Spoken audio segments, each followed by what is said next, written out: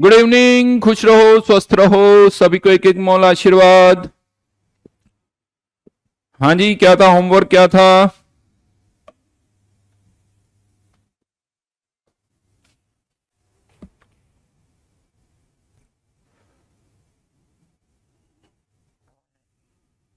Twenty three से 29 और 14 से लेके 20।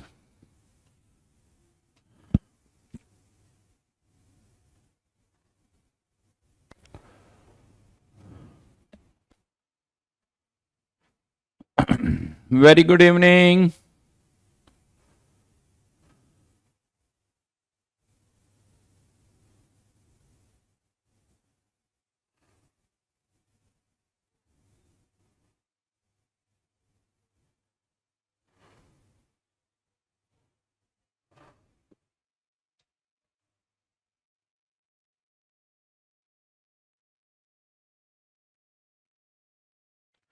चलो जी, तो जल्दी से डाउट्स पहले जो भी है।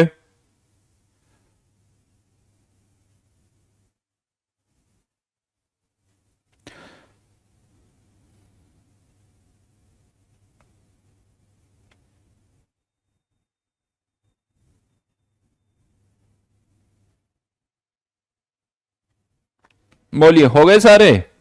23 से 29।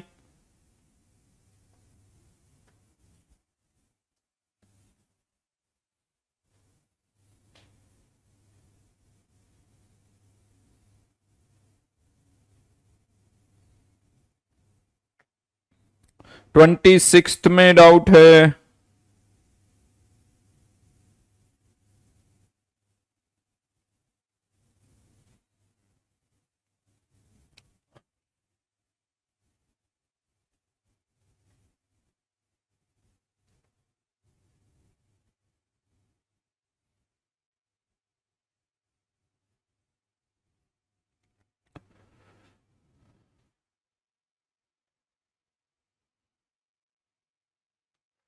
Done. 26, vapor pressure of the solution relative to that of water। Question number 26 में क्या पूछा गया है? Vapour pressure of the solution relative to that of water, मतलब पीएस अपॉन पी नॉट की वैल्यू पूछी जा रही है भाई। और अब देखो, क्वेश्चन में जरूरी नहीं कि हमेशा रिलेटिव लॉगरिथम वाला ही फॉर्मूला यूज करें। आपको पीएस अपॉन पी नॉट निकालना है, मतलब एक तरह से पीटी अपॉन पी नॉट, जो कि पी नॉट क्या, वेपर प्रेशर ऑफ वाटर। आप सोचो, जो हमारे पास फॉर्मूला है X T equal to mole fraction of solvent into solvent का पी नॉट, यही होता है। और इसी पीटी को हम क्या कह देते हैं, पी नॉट। तो सॉरी, पीएस। तो ये PS upon P naught equals to what, mole fraction of solvent, जो वॉलेटाइल है। वॉलेटाइल कौन है यहां पर, वाटर। तो वाटर का मोल फ्रैक्शन, वाटर के कितने मोल्स है, 2। टोटल मोल्स कितने हैं, 3। Answer is 2/3। समझ में आई मेरी बात? अब होता है क्या, एक तो इसी को यहां से करो, P nought minus P S upon P not, फिर इसको रीअरेंज करो, मोल फ्रैक्शन ऑफ सॉल्यूट, तो ये 1/3। फिर इसको रीअरेंज करके इसमें कन्वर्ट करो, डायरेक्टली भी कर सकते हो। डन। 14 से लेके 20 तक कोई डाउट? S1 में कोई डाउट है क्या?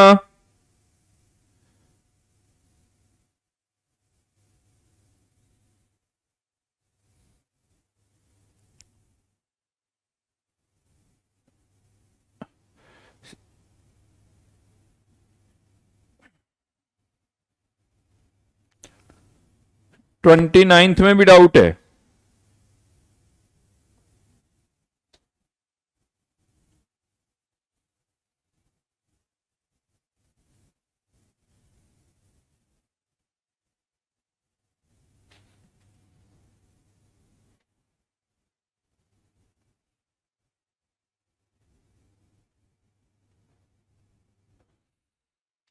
फॉर्मूला लगा दो यार, और तो क्या है, 29th में भी यही फॉर्मूला है, 10 minus 9 upon 10 equals to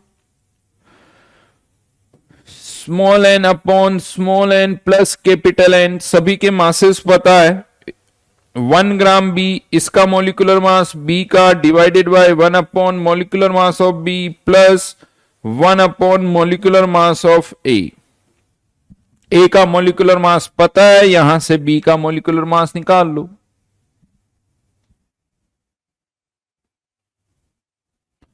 values तो पुट करो यार फॉर्मूले में, सब डेटा दे रखा है, फॉर्मूला पता है, उसी फॉर्मूले में वैल्यूज पुट करनी है, लेकिन फिर भी डाउट है?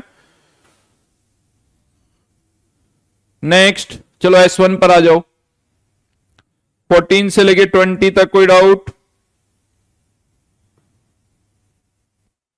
शिवांकर बेटा बहुत आसान क्वेश्चन है ना, तो क्वेश्चन होने भी चाहिए और जल्दी से भी होने चाहिए।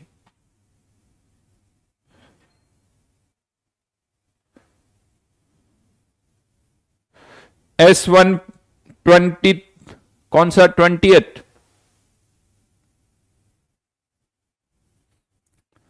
क्वेश्चन नंबर 20, सॉल्यूशन का 373 केल्विन पर वेपर प्रेशर कितना दे रखा है? 750। अब ये हमें याद रखना है कि पानी का 373 केल्विन पर जो वेपर प्रेशर होता है वो होता है 760। ये हमें याद रखना है, 373 केल्विन पर वाटर का वेपर प्रेशर 1 एटमॉस्फेयर मतलब 760 टोर। अब आपको जो लास्ट क्लास में फॉर्मूले मैंने बताए थे वो यूज कर लो, P nought minus P S upon P S equals to molality into molecular mass of solvent divided by 1000। इससे क्या आ जाएगी? मोलैलिटी, मोल फ्रैक्शन निकालना चाहो वो भी निकाल सकते हो, P naught upon P S upon P naught equals to mole fraction of solute. ये वैल्यूज यहां पुट कर दो, इससे मोलैलिटी, इससे मोल फ्रैक्शन आ जाएगा। और कोई डाउट? बहुत बढ़िया देवज्ञ, अर्चित।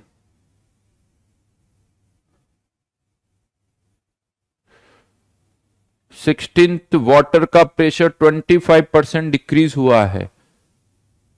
बेटा बाहर का उस सॉल्यूशन में प्रेशर ही किसका? वाटर का है, तो डिक्रीज ही किसका होगा? वाटर का ही होगा। सॉल्यूशन में प्रेशर किसके कारण लग रहा है? वाटर के कारण ही तो प्रेशर लग रहा है, उसी का कम हुआ है 25%।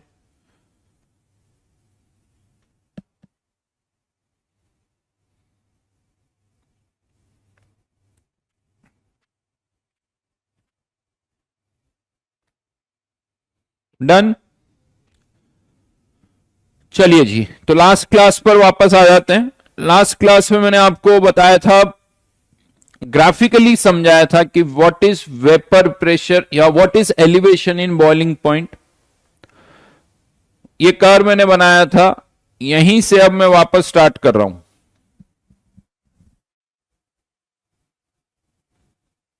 ठीक है, चलो इस कर्व को वापस बना देते हैं।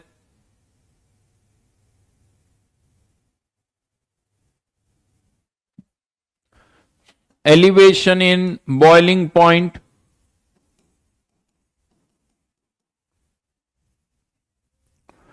तो लास्ट क्लास में मैंने ये समझाया था कि जो सॉल्वेंट होता है उसका वेपर प्रेशर ज्यादा होगा, जब आप इसमें कोई नॉन वॉलेटाइल सॉल्यूट डालोगे तो उसका वेपर प्रेशर कम हो जाएगा, और ज्यादा सॉल्यूट डालोगे तो वेपर प्रेशर और कम हो जाएगा। ये सॉल्यूशन 1, ये सॉल्यूशन 2, ये मान लेते हैं राइट नाउ ये टी नॉट टेम्परेचर जो है, इस टी नॉट टेम्परेचर इस सॉल्वेंट का बॉइलिंग पॉइंट है। कब? जब एक्सटर्नल प्रेशर कितना है? पी नॉट, यानी कंटेनर के बाहर, पिस्टन के बाहर पिस्टन कितना लगा हुआ है? P naught. तो इस टी नॉट टेम्परेचर पर ये सॉल्वेंट तो वेपराइज हो जाएगा, लेकिन ये सॉल्यूशन 1 वेपराइज नहीं होगा। क्यों? क्योंकि इसका vapour pressure external pressure P not से कम है। सॉल्यूशन 2 भी वेपराइज नहीं होगा क्योंकि इसका वेपर प्रेशर भी कम है। अगर हम चाहते हैं कि सॉल्यूशन 1 और सॉल्यूशन 2 वेपराइज हो तो इनका वेपर प्रेशर भी एक्सटर्नल प्रेशर के बराबर होना चाहिए, मतलब पी नॉट के बराबर होना चाहिए, और वैसा किस टेम्परेचर पर होगा, T1 और T2 टेम्परेचर पर। तो सॉल्यूशन 1 के लिए बॉइलिंग पॉइंट जो हो गया वो T1, सॉल्यूशन 2 के लिए हो गया T2, that is elevation in boiling point. Solution 1 के लिए बॉइलिंग पॉइंट T नॉट से कितना बढ़ गया, T1, सॉल्यूशन 2 के लिए कितना बढ़ गया, T नॉट से T2। समझ में आई बात, ये हो गया सब। हाँ या ना। तो अब यहां पर क्वेश्चन ये आता है कि यार ये एलिवेशन इन बॉइलिंग पॉइंट होगा कितना। ये तो समझ में आ गया कि यार बॉइलिंग पॉइंट बढ़ेगा नॉन वोलेटाइल सॉल्यूट डालने पर, क्योंकि नॉन वोलेटाइल सॉल्यूट डालने पर वेपर प्रेशर कम हो जाता है, वेपर प्रेशर अगर कम होगा तो बॉइलिंग पॉइंट बढ़ेगा। बट बढ़ेगा कितना वो हमें फाइंड आउट करना है। अब उसका तरीका बता रहा हूं कि बॉइलिंग पॉइंट कितना इंक्रीज होगा। तो ये जो ग्राफ अब यहां पर देख रहे हैं, अब मान लेते हैं कि जो सॉल्यूशन हम बना रहे हैं वो एक डाइल्यूट सॉल्यूशन है। अगर सॉल्यूशन डाइल्यूट है मतलब उसमें सॉल्यूट की क्वांटिटी कम है, सॉल्यूट की क्वांटिटी कम है तो जो लोअरिंग होगी वेपर प्रेशर में वो कमी होगी। तो फॉर डाइल्यूट सॉल्यूशन, अब सारा डिस्कशन किसके लिए हो रहा है, फॉर डाइल्यूट सॉल्यूशन, याद रखना, ठीक है।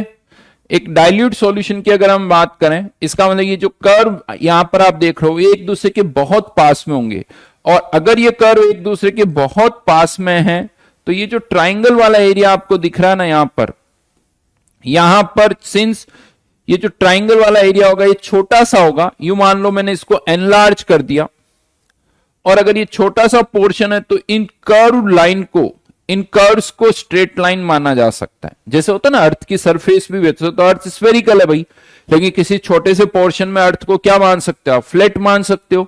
उसी तरह से एक छोटे से पार्ट में ये जो कर्व्स हैं इनको क्या माना जा सकता है, स्ट्रेट लाइन माना जा सकता है, हाँ या ना। तो यहां पर अब ये दो ट्राइंगल्स आपको दिख रहे हैं, अगर इन ट्राइंगल्स की कुछ मार्किंग हम कर दें O A B C और D, तो कह सकता हूं कि triangle O B D is similar to triangle O A C, right. ये दोनों सिमिलर ट्राइंगल है, तो इसका मतलब O B upon O A must be equals to O D upon O C, right. Similar triangle है तो कह सकते हैं ओ बी क्या है, T2 minus T naught, O A क्या है T1 minus T naught, O D क्या है P naught minus P2, P naught minus P1। T2 minus T naught क्या है, सॉल्यूशन 2 के लिए एलिवेशन इन बॉइलिंग पॉइंट, इसको अब मैं बोलूंगा elevation in boiling point for solution 2, elevation in boiling point for solution 1। P naught minus P2 क्या है, सॉल्यूशन का वेपर प्रेशर कितना कम हो रहा है, that is lowering in vapour pressure, that is lowering in vapour pressure for solution 2, lowering in vapour pressure for solution 1। इसका मतलब elevation in boiling point is directly proportional to lowering in vapour pressure, यानी जितना vapour pressure कम होगा boiling point उतना ही ज्यादा बढ़ेगा। यहां से ये चीज समझ में आ गई कि elevation in boiling point is directly proportional to lowering in vapour pressure. अब अभी जस्ट हमने एक फॉर्मूला डिराइव किया था, P naught minus P S upon P naught equals to molarity into molar mass of solvent, molar mass of solvent divided by 1000। Yes, ये भी किसके लिए, फॉर डाइल्यूट सॉल्यूशन। याद करो लास्ट क्लास में किया था, for dilute solution P naught minus P S upon P naught को मोलरिटी से रिलेट कर सकते हैं। ये P naught minus P S क्या है, that is lowering in vapour pressure equals to molarity into molecular mass of solvent upon 1000 into P not.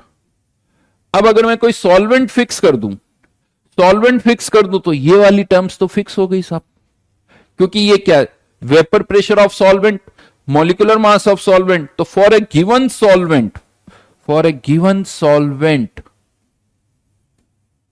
lowering in vapor pressure is directly proportional to molality, और हाँ जो भी proportionality constant होगा वो किस पर डिपेंड करेगा, सॉल्वेंट पर। सॉल्वेंट बदलेगा तो प्रोपोर्शनलिटी कांस्टेंट भी बदलेगा, राइट। बट अगर एक सॉल्वेंट फिक्स कर दिया जाए तो मोललिटी बढ़ने पर लॉवरिंग इन वेपर प्रेशर ज्यादा होगा, यानी lowering in vapour pressure is directly proportional to molality. और यहां पर हम कह रहे हैं कि elevation in boiling point is directly proportional to delta P, delta P is directly proportional to m. तो क्यों ना दोनों को रिलेट कर दिया जाए, और यहां पर अगर हम एलिवेशन इन बॉइलिंग पॉइंट को किससे रिलेट कर दें, मोललिटी से, तो दोनों को अगर मिक्स कर दिया जाए, कंबाइन कर दिया जाए, तो delta T B is directly proportional to M. और एक प्रोपोर्शनलिटी कांस्टेंट यहां पर इंट्रोड्यूस किया जा सकता है विच इज के बी इंटू एम, जहां पर इस के बी को कहा जाता है कि ये कांस्टेंट है। के बी इज ए कांस्टेंट जिसे बोला जाता है molal elevation constant. Molal elevation constant विशेष दिस एक कांस्टेंट है, प्रोपोर्शनलिटी कांस्टेंट, जो कि किस पर डिपेंड करेगा, डिपेंड्स ऑन सॉल्वेंट, वो सॉल्वेंट पर डिपेंड करेगा। लिख सकते हो आप चाहो तो यहां पर डिपेंड्स ऑन सॉल्वेंट, सॉल्यूट पर डिपेंड नहीं करेगा। सॉल्यूट चेंज करने पर केबी की वैल्यू चेंज नहीं होगी, केबी की वैल्यू तो वही रहेगी, यानी वाटर के लिए केबी फिक्स है, वो कभी चेंज नहीं होगा, डिपेंड्स ऑन सॉल्वेंट। हाँ लेकिन सॉल्यूट के मोल्स चेंज करोगे तो उससे मोललिटी चेंज होगी, और मोललिटी चेंज होने से elevation in boiling point change होगा। एक सिंपल सा फॉर्मूला। हाँ ये भी आप कह सकते हो सर आपने ये फॉर्मूला जो है डाइल्यूट सॉल्यूशन के लिए डिराइव किया, बिल्कुल सही बात है। ये सारा जो डिस्कशन हम कर रहे हैं फॉर डाइल्यूट सॉल्यूशन कर रहे हैं, लेकिन एट द एंड क्वेश्चन अगर कोई सा भी आए, हमारे पास कोई और दूसरा फॉर्मूला नहीं है भाई। ये एग्जामिनर की हेडेक है कि वो क्वेश्चन देने से पहले सोचे कि उसे एक क्वेश्चन देना चाहिए या ना देना नहीं देना चाहिए। अगर हमारे पास क्वेश्चन आएगा कि find elevation in boiling point, हमारे पास तो एक ही ऑप्शन है, ये फॉर्मूला लगा देंगे, दैट्स इट। उसके अलावा हमारे पास कोई दूसरा ऑप्शन नहीं है। तो चाहे क्वेश्चन का कंसंट्रेशन कम हो, चाहे क्वेश्चन में कंसंट्रेशन ज्यादा हो, फॉर्मूला तो यही लगेगा, delta T B equal to K B multiplied by M. हाँ या ना?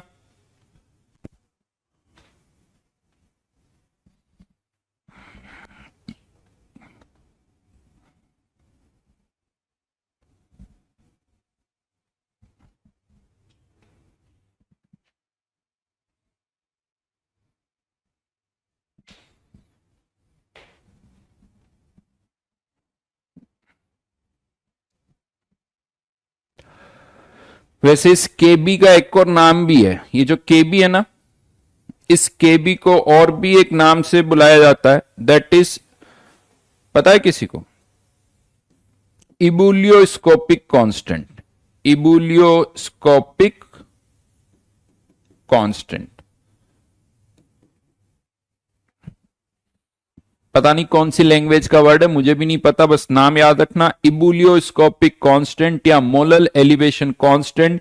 क्वेश्चन में इसकी वैल्यू दे रखी होगी, हाँ लेकिन इसका एक फॉर्मूला भी है, अगर वैल्यू नहीं दे रखी है तो हम इसकी वैल्यू फाइंड आउट भी कर सकते हैं। वैसे मोस्टली क्वेश्चन में आपको इसकी वैल्यू दे रखी होगी। तो अगर वैल्यू नहीं दे रखी है तो इसका एक फॉर्मूला भी मैं आपको बता देता हूं, के बी इक्वल्स टू होता है R T not square upon 1000 L V. R तो वही 8.314 आइडियल केस कांस्टेंट ही है। टी नॉट क्या है यहां पर, T naught is boiling point of pure solvent, ये सॉल्वेंट का बॉइलिंग पॉइंट है, और L V latent heat of vaporisation, latent heat of vaporisation.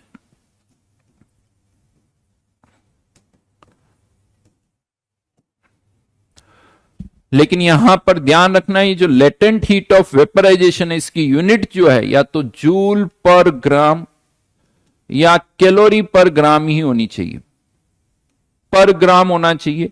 अगर लेटेंट हीट जूल में है तो आर की वैल्यू भी जूल में है, अगर ये लेटेंट हीट कैलोरी में है तो आर की वैल्यू भी कैलोरी में। आर की वैल्यू कैलोरी में पुट करोगे तो क्या पुट करोगे, 8.314 जूल पर केल्विन पर मोल, और कैलोरी में पुट करोगे तो नियर बाई 2 कैलोरी पर केल्विन पर मोल। अच्छा ये बताओ, ये लेटेंट हीट ऑफ वेपराइजेशन और एंथैल्पी ऑफ वेपराइजेशन में क्या डिफरेंस है?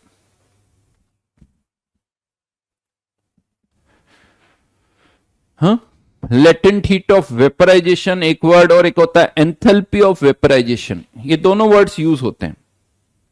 मतलब इस लेटेंट हीट का कुछ मतलब है क्या, ऐसा कुछ? नवदीप पहले अभी पढ़ाई कर रहे हैं, उसके बीच में कोई और दूसरा डिस्कशन नहीं हो सकता है ना, तो ज्यादा अच्छा है कि फोकस अभी इस पर करो।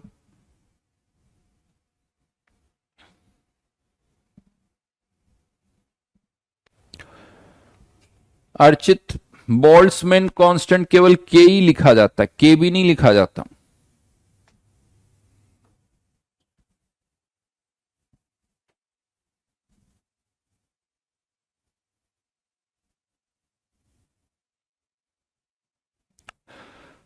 बताओ यार।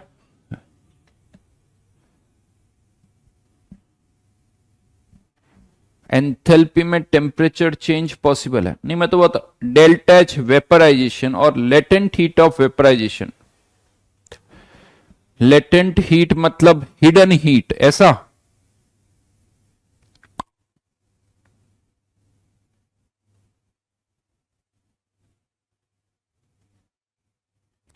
बेटा रिहान, हीट कभी स्टोर नहीं होती। थर्मोडायनेमिक्स का पहला लेक्चर देखो, फिर बातें समझ में आएगी।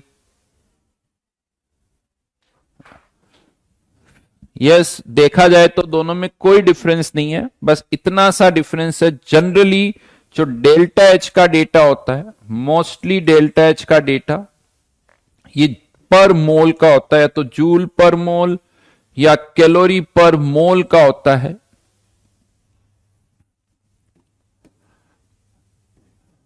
जबकि ये जो लेटेंट हीट है, ये पर ग्राम का डेटा होता है। ये पर मोल और लेटेंट हीट ज्यादातर पर ग्राम का डेटा होता है। तो अगर मुझे डेल्टा एच वेपराइजेशन पता है और लेटेंट हीट फाइंड आउट करनी है, तो पर मोल से इसको किस में कन्वर्ट करना पड़ेगा? पर ग्राम में।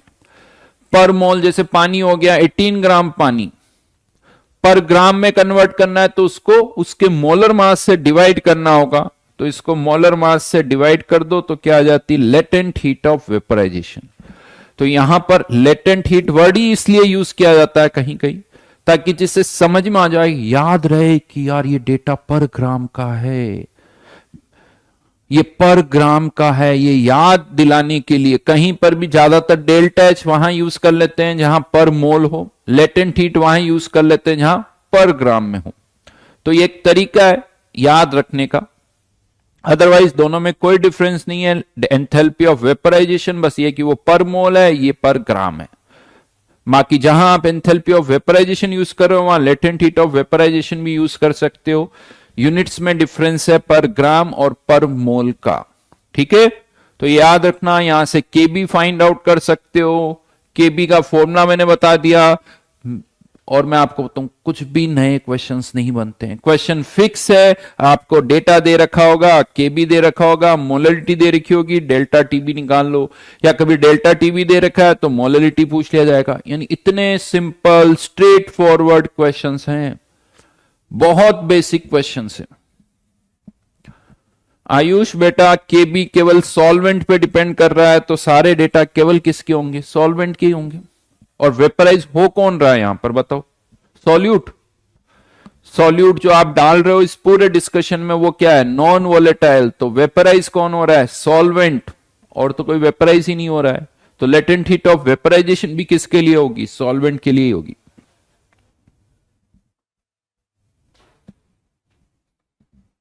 ठीक है,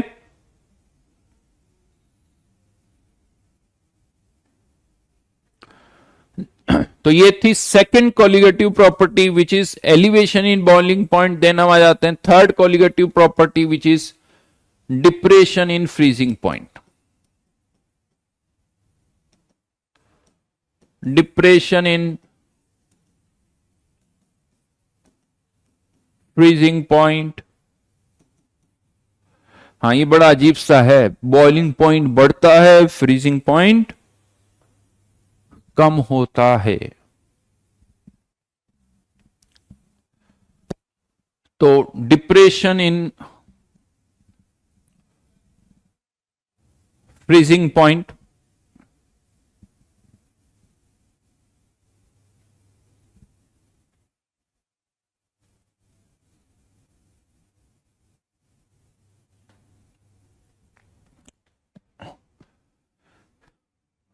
तो व्हाट, इसको थोड़ा समझना ना मुश्किल काम है, उसके लिए पहले एक दो पॉइंट्स और समझने पड़ेंगे। डिप्रेशन इन फ्रीजिंग पॉइंट को समझने से पहले एक दो पॉइंट पहले और समझने पड़ेंगे। लास्ट टाइम मैंने आपको फेज डायग्राम के बारे में बताया था, याद है? और फेज डायग्राम में मैंने आपसे कहा था कि ये जो ओ बी कर्व है, ओ और बी, ये कर्व आपको क्या बताता है? फ्रीजिंग पॉइंट या मेल्टिंग पॉइंट, एक ही बात है, फ्रीजिंग पॉइंट बोलो या मेल्टिंग पॉइंट बोलो, दोनों में कोई डिफरेंस नहीं है। अगर सॉलिड से लिक्विड जा रहा तो मेल्टिंग पॉइंट, लिक्विड से सॉलिड जा रहा तो उसी पॉइंट को आप फ्रीजिंग पॉइंट भी बोल सकते हो। और ये जो लाइन मैंने यहां पर बनाई ना ओबी, ये लाइन मैं आपको बताऊं ऑलमोस्ट वर्टिकल होती है। ये लाइन ऑलमोस्ट वर्टिकल है। ये कितनी वर्टिकल है एक डेटा से समझाता हूं। इसे हम कहते हैं ट्रिपल पॉइंट ऑफ वाटर। पता है इसका डेटा कितना होता है ट्रिपल पॉइंट ऑफ वाटर का? 273.16, और जो प्रेशर होता है वो होता है 4.54 टोर। यानी अगर प्रेशर 4.54 टोर है, जो कि बहुत कम है, प्रेशर बहुत कम है, और टेम्परेचर 273.16 है, that is triple point of water.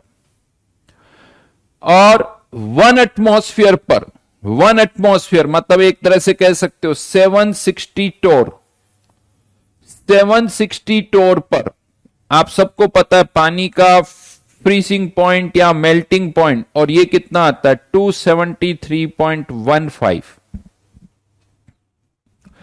273.15। अब आप सोचो एक्स एक्सिस पर आप 4 से कहां चले गए? 760, 4 से 760, और वाई सॉरी एक्स एक्सिस नहीं, वाई एक्सिस पर, और एक्स एक्सिस पर केवल कितना चेंज हुआ? 0.01 का मात्र।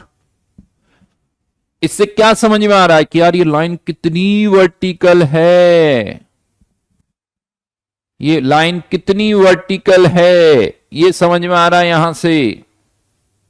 मतलब क्या हुआ इसका कि प्रेशर अगर मैं 1 एटमॉस्फेयर का 2 एटमॉस्फेयर भी कर लूंगा ना,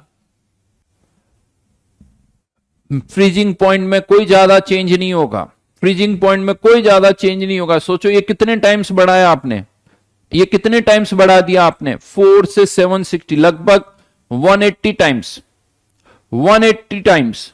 अब फिर 180 टाइम्स बढ़ाओगे तो 0.01 का चेंज होगा, फिर 180 बढ़ाओगे तो 0.01 का चेंज होगा, फिर 180 बढ़ाओगे तो 0.01 का चेंज होगा। 0.01 का चेंज जो कि बहुत कम है। नॉर्मली हम फ्रीजिंग पॉइंट ही 273 बोल देते हैं, 0.15 तो वैसे ही नहीं बोलते। अगर आप मुझसे पूछोगे पानी का फ्रीजिंग पॉइंट क्या, तो क्या बोलूंगा? 273। 0.15 को तो वैसे ही खा गए।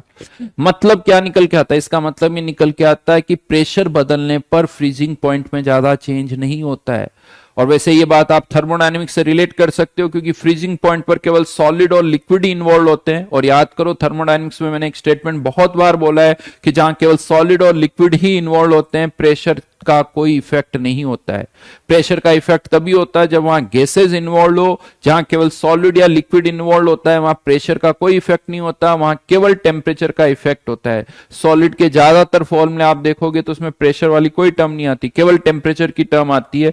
तो यहां पर भी अब किसी भी प्रेशर पर फ्रीजिंग पॉइंट अगर मान लो निकालना, आपको किसी और प्रेशर पर फ्रीजिंग पॉइंट निकालना, तो तरीका क्या है? मान लो इस पी प्रेशर पर फ्रीजिंग पॉइंट निकालना है तो हॉरिजॉन्टल लाइन, और ये वाला पॉइंट आपको क्या दे देगा? Freezing point. तो ये जो फ्रीजिंग पॉइंट होगा ये हमेशा इस ट्रिपल पॉइंट के बहुत पास होगा, क्योंकि ये लाइन ऑलमोस्ट वर्टिकल है। ये लाइन ऑलमोस्ट वर्टिकल है, तो ये जो फ्रीजिंग पॉइंट होगा ये हमेशा ही इस ट्रिपल पॉइंट के बहुत क्लोज होगा। तो यहां पर एक अप्रोक्सीमेशन हम कर रहे हैं। ये जो ट्रिपल पॉइंट है ना, इसी को अब हम पानी का फ्रीजिंग पॉइंट मानेंगे साहब। Triple point is same as freezing point. क्यों? क्योंकि ये लाइन ऑलमोस्ट वर्टिकल है। तो अब मैं ओबी कर्व ही नहीं बनाऊंगा, ये ट्रिपल पॉइंट को ही क्या बोल दूंगा? यही फ्रीजिंग पॉइंट है। लॉजिक समझ में आया या नहीं आया, पहले तो जवाब दो, फिर आगे बढ़ेंगे। यस या नो, जल्दी से रिप्लाई करो। अब मैं ट्रिपल पॉइंट को ही फ्रीजिंग पॉइंट कहूंगा। क्यों? क्योंकि हमेशा वो जो प्रोजेक्शन आएगा वो इस 273.16 के बहुत पास में होगा।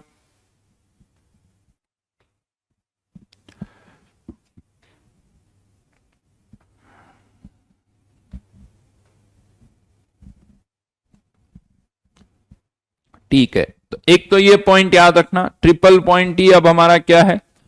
Freezing point. किसी के लिए भी, हर एक सॉल्वेंट के लिए सेम स्टोरी होगी, क्योंकि फ्रीजिंग पॉइंट पर सॉलिड और लिक्विड इन्वॉल्व होंगे, सॉलिड लिक्विड पर प्रेशर का कोई इफेक्ट नहीं होगा, तो हर एक के लिए यही चीज आएगी। सेकंड पॉइंट पर आता हूं, एक और छोटा सा पॉइंट है। अगर आप किसी भी लिक्विड में, लेट से पानी है और इसमें मैं NaCl डाल दूं, NaCl अगर मैं डाल देता हूं पानी में, और अब इससे हम धीरे धीरे हीटअप कर रहे हैं, अगर इसे हीटअप कर रहे हैं तो बताओ वेपराइज कौन होगा? वेपराइज कौन होगा? डेफिनेटली वाटर ही वेपराइज होगा, NaCl नहीं होगा, क्योंकि NaCl क्या है? Non volatile.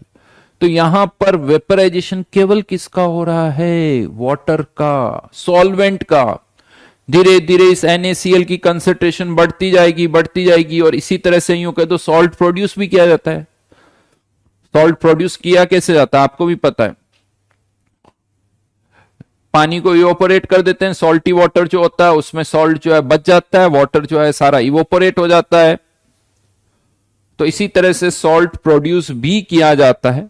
तो जब हम इसको हीटअप करते हैं तो केवल यहां से वाटर वेपराइज होता है, NaCl नहीं होता है। क्यों नहीं होता है? क्यों? क्योंकि NaCl तो वैसे भी नॉन वोलेटाइल है।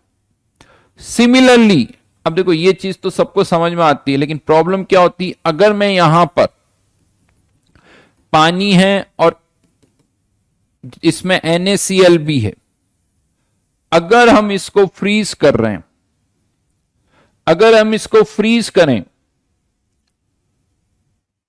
तो मैं आपको बता दूं,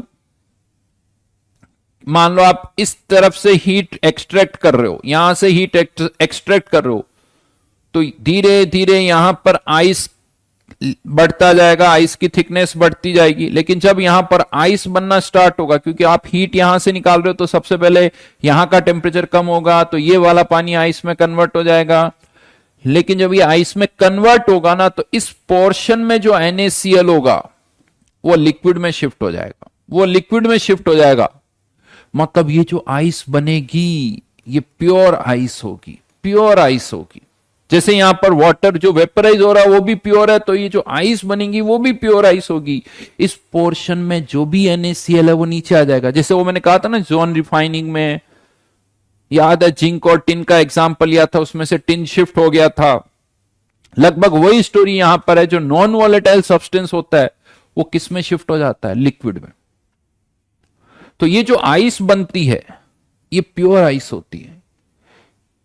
मतलब ये याद रखना कि अगर कोई लिक्विड है उसमें कोई नॉन वॉलेटाइल सॉल्यूट है, आप उसे फ्रीज कर रहे हो, तो सॉलिडिफाई कौन होता है? केवल सॉल्वेंट सॉलिडिफाई होता है। ये एज ए फैक्ट याद रखना, ये एज ए फैक्ट याद रखना। यस, ऐसा होता है। सॉलिडिफिकेशन केवल सॉल्वेंट का होता है, नॉन वॉलेटाइल सॉल्यूट का नहीं होता। वो नॉन वॉलेटाइल सॉल्यूट जो है वो किस में शिफ्ट हो जाता है? लिक्विड में।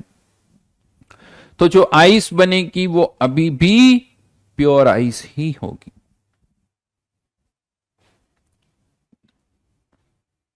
ठीक है। अब ये दोनों फैक्ट को याद रखते हुए अब मैं आपको समझाऊंगा what is depression in freezing point, या डिप्रेशन इन फ्रीजिंग पॉइंट क्यों होता है। तो अब यहां पर जो फेज डायग्राम है उसमें मैंने अब कर्व इतना ही बनाया, ये वाला कर्व ही बना रहा हूं, ओबी वाली लाइन ही हटा दी।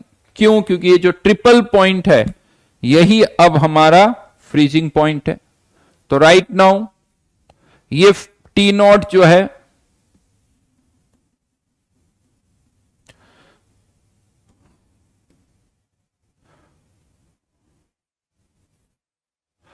ये जो टी नॉट है वो हमारा फ्रीजिंग पॉइंट है, ये एक्सटर्नल प्रेशर पी नॉट और ये टी नॉट, ये फ्रीजिंग पॉइंट है साहब। लेकिन अब हमने क्या किया, इस सॉल्वेंट में कोई नॉन वॉलेटाइल सॉल्यूट डाल दिया। जैसे ही मैं इसमें एक नॉन वॉलेटाइल सॉल्यूट डालूंगा, ये कर्व किसका है, ये कर्व किसका है, लिक्विड का वेपर प्रेशर। ये वाला कर्व किसका है, सॉलिड का वेपर प्रेशर। याद है OA एंड OC। OA क्या बताता है, लिखा हुआ आप लोगों ने, OA क्या बताता है, variation of vapour pressure of liquid with temperature. OC क्या बताता है, variation of vapour pressure of solid with temperature. ये लिक्विड का वेपर प्रेशर, ये सॉलिड का वेपर प्रेशर। लेकिन अब आपने क्या कर दिया, लिक्विड में कोई नॉन वॉलेटाइल सॉल्यूट डाल दिया, तो लिक्विड का वेपर प्रेशर कम हो जाएगा, लिक्विड का वेपर प्रेशर कम हो जाएगा। हाँ, लेकिन क्वेश्चन आता क्या सॉलिड का वेपर प्रेशर चेंज होगा? नहीं चेंज होगा, क्योंकि सॉलिड जो बनेगा वो तो अभी भी प्योर है। जैसे अभी भी ये जो आइस बनी है वो प्योर आइस थी, तो सॉलिड के वेपर प्रेशर में कोई चेंज नहीं होगा, यानी ये कर्व जहां है वहीं रहेगा।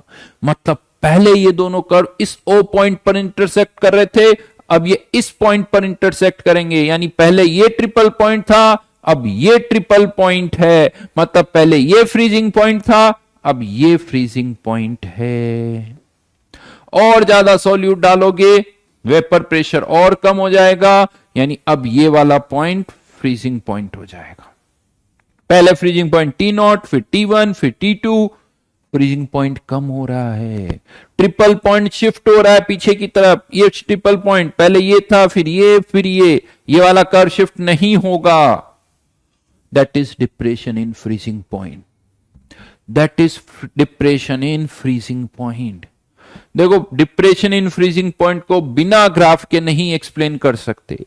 एलिवेशन इन बॉइलिंग पॉइंट को तो मैं लैंग्वेज के थ्रू आपको समझा सकता हूं कि देखो, सॉल्यूट डालोगे तो वेपर प्रेशर कम होगा, वेपर प्रेशर कम होगा तो आपको वापस टेम्परेचर बढ़ाना पड़ेगा, that is elevation in boiling point. वो समझाया जा सकता है। लेकिन अगर आपसे कोई ये कहे कि यार explain depression in freezing point, तो आपको ग्राफिकली ही समझाना पड़ेगा। और ग्राफ समझाने से पहले दो स्टेटमेंट बोलने पड़ेंगे, पहला स्टेटमेंट आपको यह बोलना पड़ेगा समझाने के लिए कि देखो, ये जो ट्रिपल पॉइंट है यही फ्रीजिंग पॉइंट है, पहला। दूसरा पॉइंट ये बोलना पड़ेगा कि जब कोई सॉल्यूशन फ्रीज होता है तो उसमें से केवल सॉल्वेंट फ्रीज होगा, प्योर आइस बनेगी, राइट। ये प्योर आइस में इसलिए बार बार यूज कर रहा हूं ताकि कम से कम एक केस में हमें ये वर्ड याद रहे कि हाँ, प्योर आइस बनेगी, मतलब सॉलिडिफिकेशन जो होगा वो केवल सॉल्वेंट का होगा। अब जब आप कोई नॉन वोलेटाइल सॉल्यूट डालोगे तो पहले जो ट्रिपल पॉइंट यहां था, फिर वो यहां शिफ्ट हो गया, फिर वो यहां शिफ्ट हो गया, यानी डिप्रेशन फ्रीजिंग पॉइंट जो पहले T0 था, फिर T1 और फिर T2 हो गया। That is depression in freezing point. और मैं आपको बता दूं, जेई एडवांस की एक्सरसाइज देखोगे ना आप, जेई एडवांस वालों ने कुछ नहीं किया है, सिंपल से क्वेश्चन में थोड़ा सा ट्विस्ट कर दिया,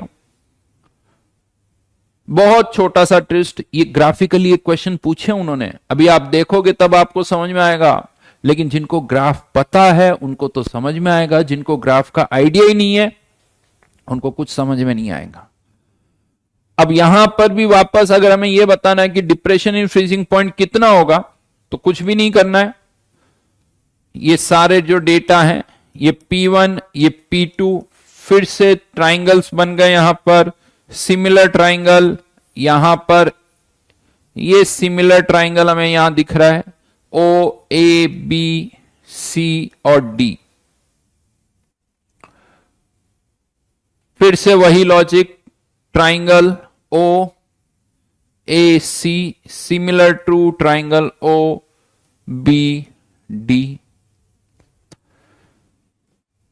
और यहां पर dB upon CA equals to OB upon OA।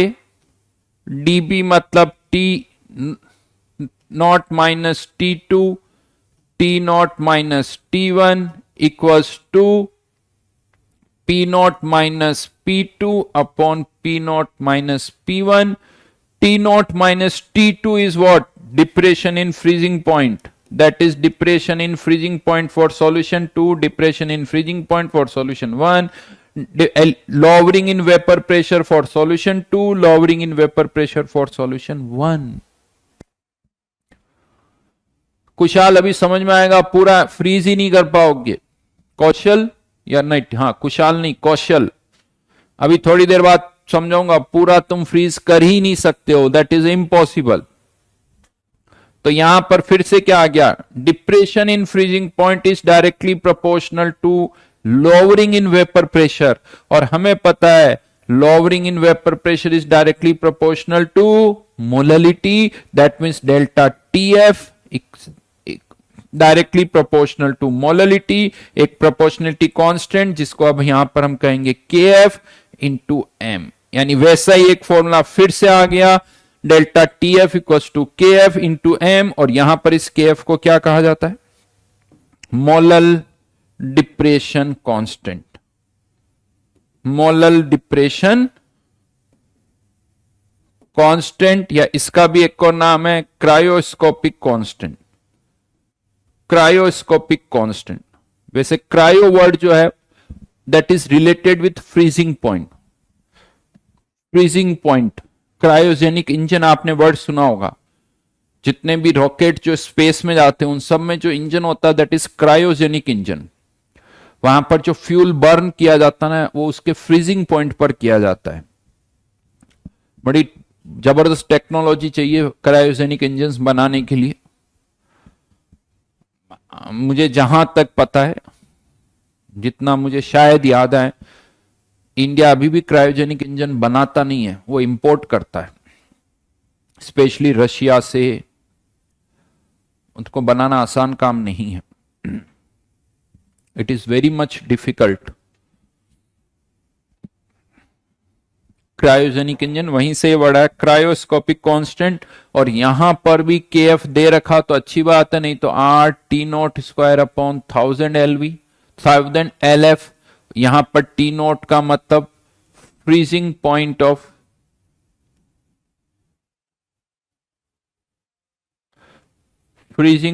Of pure solvent,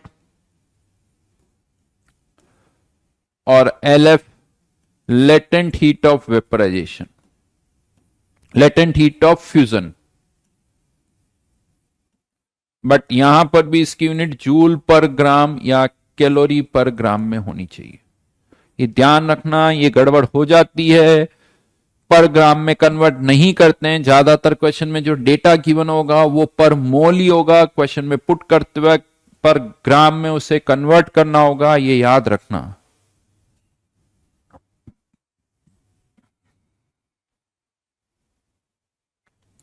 भाई अविरल कह रहा है कि नहीं सर अब बन चुका है इंडिया में भी, अच्छी बात है, बट मुझे उसका नॉलेज नहीं है.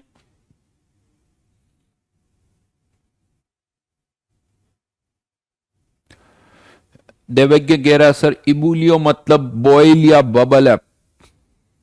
इबुलियो का मतलब एज पर देवज्ञ, मुझे नहीं पता.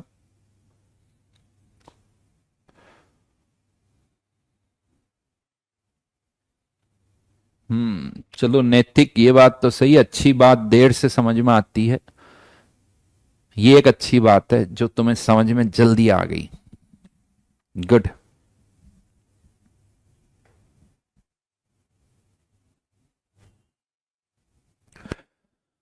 तो बड़े सिंपल से हैं ये फॉर्मूले, और अच्छी बात क्या, देखो एक चीज बताओ ना, हमारे पास एलिवेशन इन बॉइलिंग पॉइंट का कोई दूसरा फॉर्मूला नहीं है, डिप्रेशन इन फ्रीजिंग पॉइंट का कोई दूसरा फॉर्मूला नहीं है. क्वेश्चन आएगा तो फॉर्मूला यही लगना है.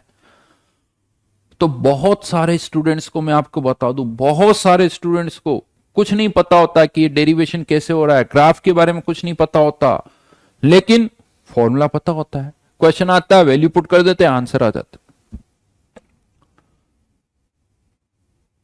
आप जेई एडवांस के क्वेश्चन देखना, तब मजा आएगा आपको. जेई एडवांस वालों ने उन्हीं पर अटैक किया डायरेक्ट, जिनको फॉर्मूले पता थे ना उन पर डायरेक्ट अटैक किया, कुछ नहीं किया, थोड़ा सा चेंज किया, लेकिन जिनको डेरिवेशन पता है उन्हीं को।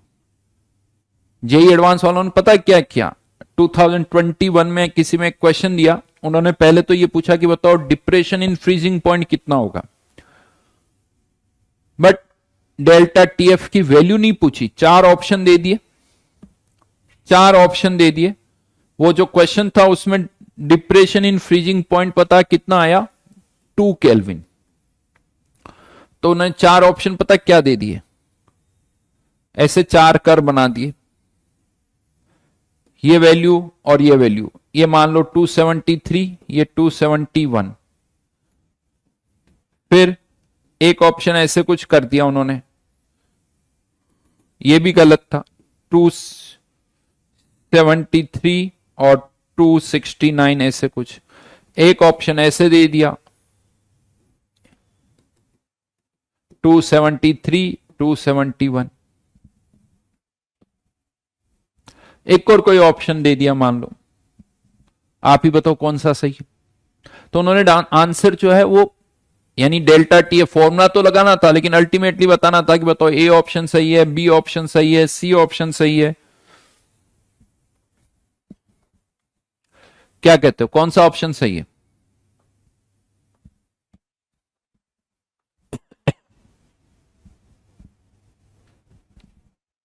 आगरा, बॉम्बे, कलकत्ता,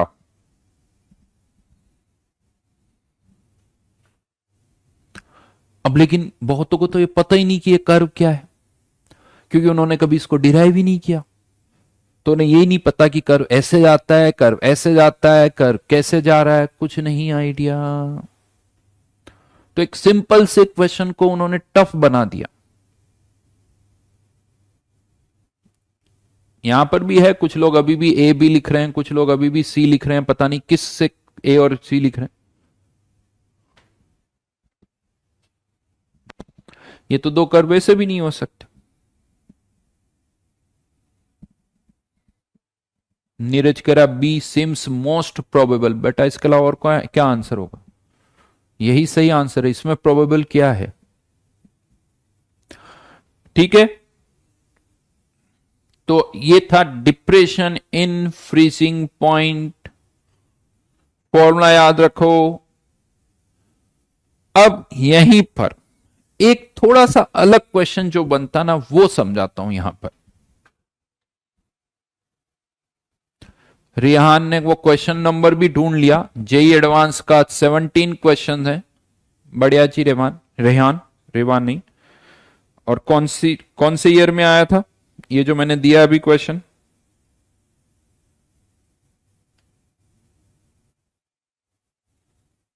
चलो मैं ही बता देता हूं।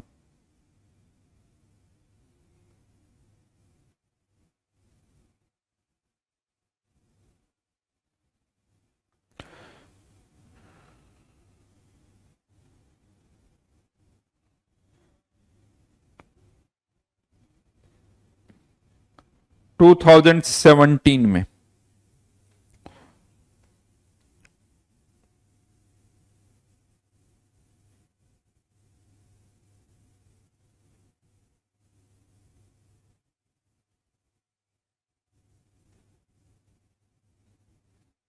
जो भी होगा बेटा उससे क्या।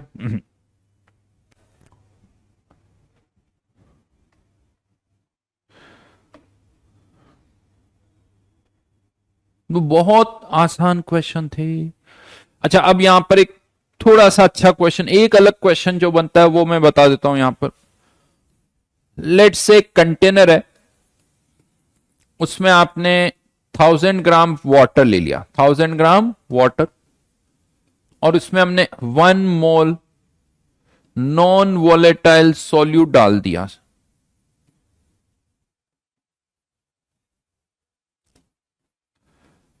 और लेट्स से केबी की वैल्यू दे रखी 2, केबी की यूनिट पता क्या होती है, फॉर्मूला जो होता है delta TB equals to KB into M, इसकी यूनिट क्या होती है केल्विन, यूनिट ऑफ केबी, और मोलैलिटी की यूनिट क्या होती है moles per kilogram, moles per kilogram.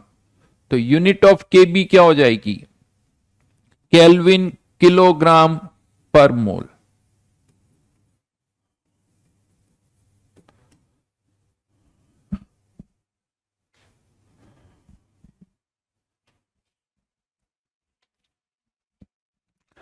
तो इसकी यूनिट दे रखी केल्विन किलोग्राम पर मोल।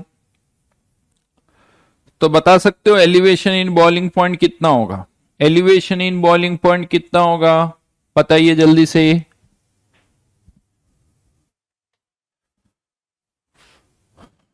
दिव्यांशु बेटा, क्या बोलूं तुम्हें?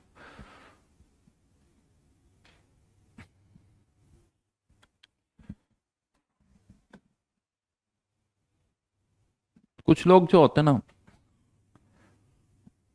इन्हें किसी पे भरोसा नहीं होता।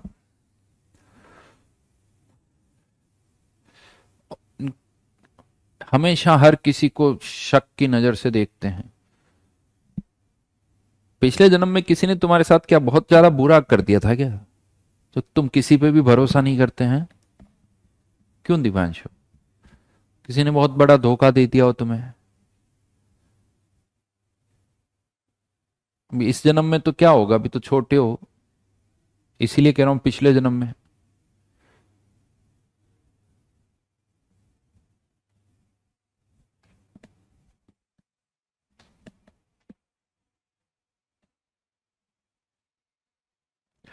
तो आंसर इज 2। केबी की वैल्यू 2, मोललिटी 1 मोल कितने ग्राम में? 1000 ग्राम। अगर ये ग्राम में है तो मोललिटी के लिए इसको भी 1000 से मल्टीप्लाई करना होगा, राइट? फॉर्मूला यही लिखोगे ना, सॉल्यूट के moles divided by mass of solvent into 1000। अब सपोज करो ये जो सॉल्यूशन है इसका एलिवेशन इन बॉइलिंग पॉइंट कितना आया? 2। मतलब ये पानी जो है 100 डिग्री सेल्सियस पर वेपराइज नहीं होगा, 101 पर भी नहीं होगा। अगर आप ये चाहते हो कि यहां से ये वाटर, मान लो पानी है, पानी वेपराइज हो तो टेम्परेचर आपको 102 डिग्री सेल्सियस से ज्यादा करना पड़ेगा, हाँ या ना? मान लो आपने टेम्परेचर, वही पिस्टन लगा हुआ कंटेनर है, ध्यान रखना सारी डिस्कशन चाहे मैं कैसे भी डायग्राम बनाऊं, पिस्टन लगा हुआ कंटेनर है, बाहर प्रेशर 1 एटमॉस्फेयर है, ये पिस्टन लगा हुआ है। अब हमने टेम्परेचर इसका 105 डिग्री सेल्सियस कर लिया, जो कि इसके बॉइलिंग पॉइंट से ज्यादा है, 102 से ज्यादा। तो क्या होगा? क्या ये सारा पानी वेपराइज हो जाएगा? क्या यहां पर मैं ऐसा कह दूं कि जितना भी वाटर है वो वेपराइज हो जाएगा? नहीं होगा। क्यों नहीं होगा? क्योंकि जैसे ये वाटर वेपराइज होगा, सॉल्वेंट का मास, सॉल्यूशन में जो पानी है उसका मास कम होने लगेगा, जबकि सॉल्यूट तो वेपराइज होगा ही नहीं। सॉल्यूट वेपराइज नहीं होगा, केवल वाटर वेपराइज होगा, तो रिमेनिंग लिक्विड के अंदर सॉल्वेंट का मास कम हो जाएगा। तो मोललिटी जो है वो बढ़ती जाएगी। ये मोललिटी वाली टर्म है, ये इंक्रीज हो जाएगी। और मोललिटी जब इंक्रीज होगी तो डेल्टा टीबी भी इंक्रीज होगा, यानी जो एलिवेशन इन बॉइलिंग पॉइंट अभी 2 डिग्री है वो 3 डिग्री होगा, फिर 4 डिग्री होगा, फिर 5 डिग्री होगा। और जैसे ही वो 5 डिग्री होगा बॉइलिंग पॉइंट भी कितना हो जाएगा? 105 डिग्री सेल्सियस। आपने भी कितना टेम्परेचर रखा हुआ है? 105 डिग्री सेल्सियस। अब पानी वेपराइज नहीं होगा, हाँ कुछ तो होगा बट सारा नहीं होगा। अब आप चाहते हो कि और पानी वेपराइज हो तो टेम्परेचर 105 से भी ज्यादा करना होगा। मान लो टेम्परेचर आपने 110 कर दिया साहब, फिर क्या होगा? फिर पानी वेपराइज होना स्टार्ट करेगा, फिर मोललिटी इंक्रीज होगी, मोललिटी इंक्रीज होगी तो बॉइलिंग पॉइंट इंक्रीज होगा, और जैसे ही बॉइलिंग पॉइंट 110 होगा फिर से इवोपरेशन रुक जाएगा, फिर से इवोपरेशन रुक जाएगा। क्वेश्चन यहां पर ही आता है कि यहां से सारा पानी क्या आप वेपराइज कर सकते हो? 100% क्या वाटर को वेपराइज किया जा सकता है? देखो सॉल्यूट तो वेपराइज होगा ही नहीं, क्योंकि सॉल्यूट क्या है? Non volatile. तो क्या वाटर को हम 100% वेपराइज कर सकते हैं? नहीं कर सकते। क्यों नहीं कर सकते? एक टाइम आएगा जब वाटर बहुत थोड़ा सा बचा होगा, टेंड्स टू जीरो, जब ये टेंड्स टू जीरो होगा तो मोलैलिटी जो है वो टेंड्स टू इंफिनिटी हो जाएगी, तो एलिवेशन इन बॉइलिंग पॉइंट भी टेंड्स टू इंफिनिटी होगा। यानी उतना उस थोड़े से पानी को वेपराइज करने के लिए टेम्परेचर बहुत ज्यादा बढ़ाना पड़ेगा, जो कि पॉसिबल नहीं है। यानी यहां से आप पानी को 100% वेपराइज नहीं कर सकते हो, कंप्लीटली पानी को आप इवोपरेट नहीं कर सकते हो। यहां पर एक कंफ्यूजन होता है, सर इससे पहले तो आपने कहा था कि एक रेंज आती है, उस रेंज से ज्यादा टेम्परेचर होगा तो पूरा वेपराइज हो जाएगा। वो रेंज कब आती थी? जब दोनों ही लिक्विड थे, ए और बी दोनों ही लिक्विड थे, जबकि यहां एक लिक्विड है और एक सॉलिड है।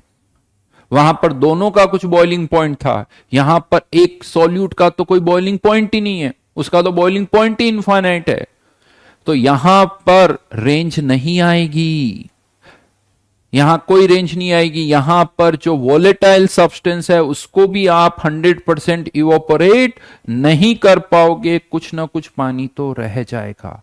हाँ, ये ध्यान रखना, ये सारी बातें हम तब कर रहे हैं जब ये सॉल्यूट नॉन वोलेटाइल है। ध्यान रखना, जो सॉल्यूट है वो नॉन वोलेटाइल है, मतलब जो नॉन वोलेटाइल है वो बिल्कुल वेपराइज नहीं होगा। अगर वो वेपराइज हो रहा है तो फिर आंसर बदल जाएगा। तो ये सारा डिस्कशन तब है जब सॉल्यूट जो है वो नॉन वोलेटाइल है, मतलब आप यहां से इस पानी को पूरा वेपराइज नहीं कर सकते हो। तो क्वेश्चन ये आएगा 110 डिग्री सेल्सियस पर कितना पानी वेपराइज होगा। एंड क्वेश्चन इज इफ, ये क्वेश्चन इसी की बात कर रहा हूं, if A solution prepared by mixing 1 mole non-volatile solute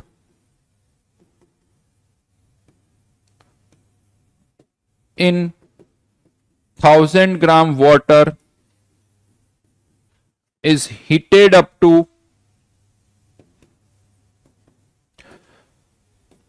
110 degrees Celsius at 1 atmosphere, find the amount of water vaporized.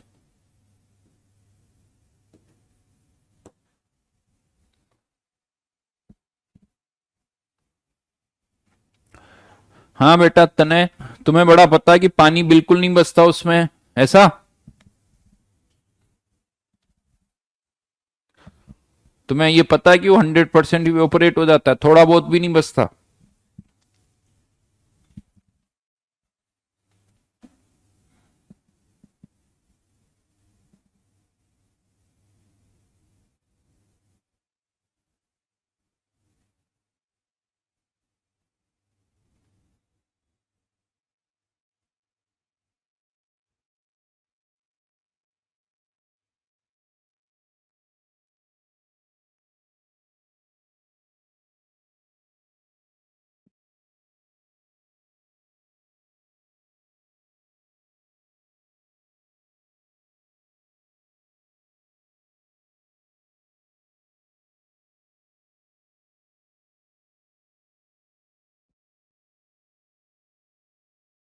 Archit का आंसर आ गया 800, बिल्कुल सही है। अब सोचो क्या होगा, आपने 110 डिग्री तक हीटअप किया, पानी का बॉइलिंग पॉइंट होता है 100 डिग्री, 100 डिग्री से बॉइलिंग पॉइंट बढ़ेगा 101, फिर पानी थोड़ा और वेपराइज होगा, फिर 102, क्योंकि जैसे जैसे वेपराइज होता जाएगा मोलैलिटी बढ़ती जाएगी। कब इवोपरेशन रुकेगा? जब elevation in boiling point 10 degree Celsius हो जाएगा। क्वेश्चन आता है कि elevation in boiling point 10 degree कब होगा? यहां से कौन सा पैरामीटर चेंज हो रहा है? एक तो W और उसके कारण डेल्टा टी भी। तो एलिवेशन इन बॉइलिंग पॉइंट 10 कब होगा? जब यहां पर सॉल्वेंट का मास कितना रह जाएगा, यहीं से कैलकुलेट कर लेते हैं। तो यहां से इस W की वैल्यू निकल के आएगी 200, मतलब जब सॉल्वेंट 200 ग्राम रह जाएगा केवल, तब एलिवेशन इन बॉइलिंग पॉइंट कितना हो जाएगा? 10। एलिवेशन इन बॉइलिंग पॉइंट 10 हुआ, मतलब बॉइलिंग पॉइंट 110, और बॉइलिंग पॉइंट 110, आपने भी टेम्परेचर 110 मेंटेन किया हुआ है, मतलब अब कोई इवोपोरेशन नहीं होगा। तो 200 ग्राम वाटर बचा हुआ है। मैंने क्या पूछा है, कितना वाटर वेपराइज होगा? तो answer is 800 gram. Answer is 800 ग्राम। इसको ऐसे भी समझ लो, जब 200 ग्राम पानी बचेगा, 200 ग्राम पानी बचेगा, तो मोललिटी कितनी हो जाएगी पता है? 5। मोललिटी 5, केबी की वैल्यू 2, तो एलिवेशन इन बॉइलिंग पॉइंट 10, और जब एलिवेशन इन बॉइलिंग पॉइंट 10 हो जाएगा तब उस पॉइंट पर इवोपोरेशन रुक जाएगा। बात समझ में आई है? जैसे आपने मान लो टेम्परेचर 150 डिग्री सेल्सियस कर दिया, तो क्या होगा? जब तक बॉइलिंग पॉइंट 150 डिग्री सेल्सियस नहीं हो जाता तब तक तो इवोपोरेशन होता रहेगा। जैसे ही बॉइलिंग पॉइंट 150 डिग्री सेल्सियस होगा, इवोपोरेशन रुक जाएगा।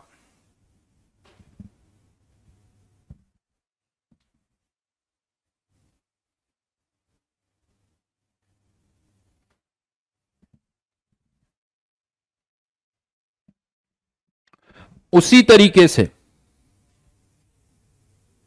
अब सेम सिचुएशन फ्रीजिंग पर सोचते हैं। लेट से ये सॉल्यूशन है और 1000 ग्राम आपने पानी लिया, उसमें 1000 ग्राम वाटर है, उसमें 1 मोल कोई सॉल्यूट डाल दिया, नॉन वोलेटाइल सॉल्यूट, और इस बार मान लो इसका केएफ कितना दे रखा है? 2 केल्विन किलोग्राम पर मोल। बताओ इसका डिप्रेशन इन फ्रीजिंग पॉइंट कितना होगा? डिप्रेशन इन फ्रीजिंग पॉइंट कितना हो जाएगा? 2 इंटू 1, यानी ये पानी जो है 273 केल्विन पर फ्रीज नहीं होगा। इसको अगर फ्रीज करना है तो टेम्परेचर 271 से कम करना पड़ेगा। फ्रीजिंग के लिए टेम्परेचर फ्रीजिंग पॉइंट से कम, बॉइलिंग के लिए टेम्परेचर बॉइलिंग पॉइंट से ज्यादा, राइट? तो फ्रीज करना है तो टेम्परेचर 271 से कम करना होगा। 272 केल्विन पर ये सॉल्यूशन फ्रीज नहीं होगा। 271 से कम किया, 270 किया, लेकिन यहां पर भी अब क्या होगा? जैसे ही आपने टेम्परेचर 270 किया, मान लो यहां पर कुछ आइस बन गई, लेकिन जैसे ही यहां पर आइस बनेगी, ये आइस मैंने कहा था क्या होगी? प्योर होगी। तो यहां पर जो भी सॉल्यूट है वो इस पार्ट में शिफ्ट हो जाएगा। तो यानी जो सॉल्यूशन है इसमें सॉल्यूट के मोल्स बढ़ गए, तो इस रिमेनिंग सॉल्यूशन की मोललिटी भी बढ़ जाएगी। इसको ऐसे सोचो, जो सॉल्यूशन था उसमें से कुछ सॉल्वेंट फ्रीज हो गया, तो बचे हुए सॉल्यूशन में वाटर का मास कम हो गया, बचे हुए सॉल्यूशन की मोललिटी बढ़ गई, तो उसका डेल्टा टीएफ बढ़ जाएगा, फ्रीजिंग पॉइंट और कम हो जाएगा। यानी जो फ्रीजिंग पॉइंट 271 था 270 हो जाएगा। और अगर आपने भी टेम्परेचर 270 किया हुआ है तो अब कोई फ्रीजिंग नहीं होगी। यानी यहां धीरे धीरे फ्रीजिंग पॉइंट कम होता जाएगा। जैसे बॉइलिंग पॉइंट धीरे धीरे धीरे धीरे बढ़ रहा था, यहां फ्रीजिंग पॉइंट धीरे धीरे कम होता जाएगा। सपोज करो मैंने इस सॉल्यूशन को 263 केल्विन तक फ्रीज कर दिया। मैंने इसका टेम्परेचर कितना कर दिया? 263 केल्विन। कोई बता सकता है कितनी आइस बनेगी? कितने ग्राम आइस बनेगी एट 263 केल्विन? क्या सारा सॉल्यूशन आइस में कन्वर्ट हो जाएगा, या केवल कुछ अमाउंट ही वाटर की फ्रीज होगी? कौशल को बात समझ में आ गई? कितने ग्राम वाटर फ्रीज होगा? आर्यन का आंसर आ गया है।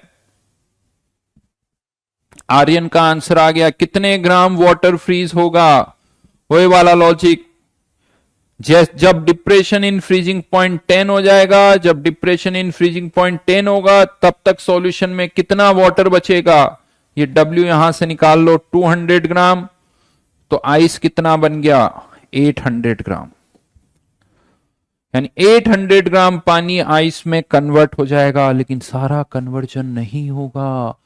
क्या सारा का सारा पानी आप फ्रीज करवा सकते हो? नहीं, 100% फ्रीजिंग नहीं होगी।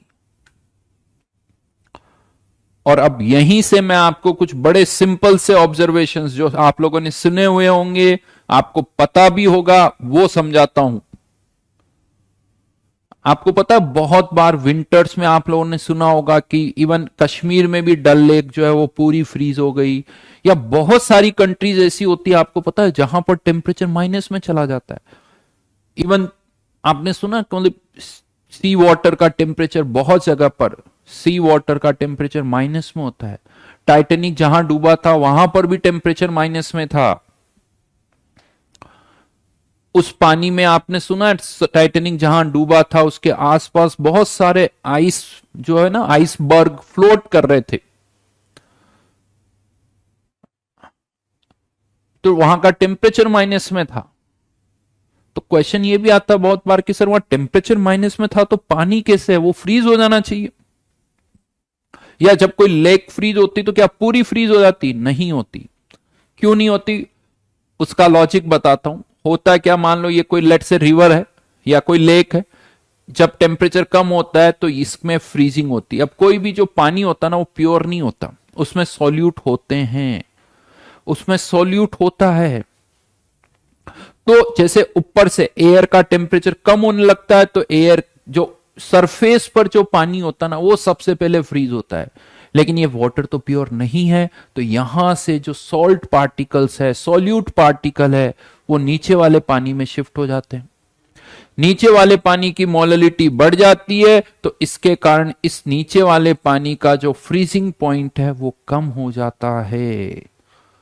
यानी अब ये जो पानी नीचे है इसका ये 0 डिग्री सेल्सियस पर फ्रीज नहीं होगा क्योंकि इसका फ्रीजिंग पॉइंट कम हो गया, -5 डिग्री हो गया। और आइस बनेगी, नीचे वाले पानी का फ्रीजिंग पॉइंट और कम हो जाएगा, -10, -15, -20।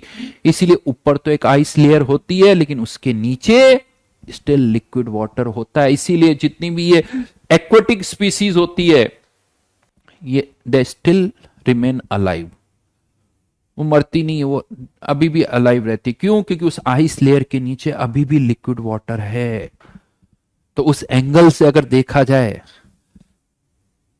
तो यस, सी वाटर, हमें लगता ना यार खास ये सी वाटर सॉल्टी नहीं होता तो कितना अच्छा होता। बहुतों के दिमाग में एक थॉट आता कि यार ये सी वाटर अगर सॉल्टी नहीं होता तो मजा आ जाता, पीने के पानी की प्रॉब्लम ही खत्म हो जाती। तो कि दुनिया की एक बहुत बड़ी प्रॉब्लम है, हमें नहीं पता, but yes it is a big issue कि वो पीने का पानी नहीं मिलता है। तो बहुतों के दिमाग में आता है कि सी वाटर अगर पूरा प्योर होता तो मजा ही आ जाता। आप सोचो कितनी प्रॉब्लम हो जाती। अगर सी वाटर प्योर होता ना तो पानी फ्रीज हो जाता। बहुत जगह पर जहां टेम्परेचर माइनस में होता वो तो फ्रीज हो जाता। सोचो आप एक्वेटिक लाइफ का क्या होता। और उसका बहुत बड़ा नेचर में एक बैलेंस है। ऐसा नहीं है कि एक्वेटिक लाइफ खत्म होगी तो हमारे ऊपर क्या फर्क पड़ रहा है, नहीं भाई ऐसा नहीं है। इसीलिए विंटर्स में बहुत बार ऐसा होता है कि रिवर्स, लेक्स ये फ्रीज हो जाती बट उनके नीचे अभी भी लिक्विड वाटर होता है। लॉजिक ये रहा आपके सामने।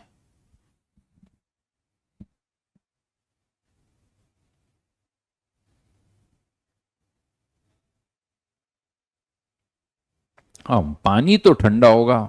अब उनकी बॉडी वैसे है।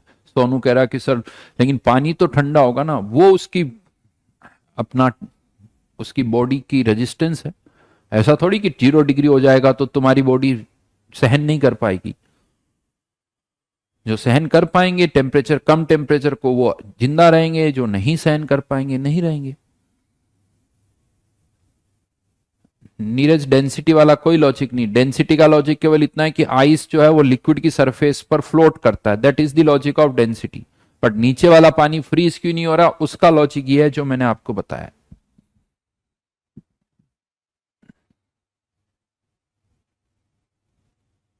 समझ में आई मेरी बात? इवन बहुत जगह पर इंटेंशनली आपको पता है पानी का फ्रीजिंग पॉइंट कम किया जाता है। जैसे आप लोगों ने कहीं शायद सुना हो, जो कार होती है ना, कार में आप सबको पता है कि रेडिएटर होता है। उस रेडिएटर को ठंडा रखने के लिए ना उस रेडिएटर में पानी डाला जाता है।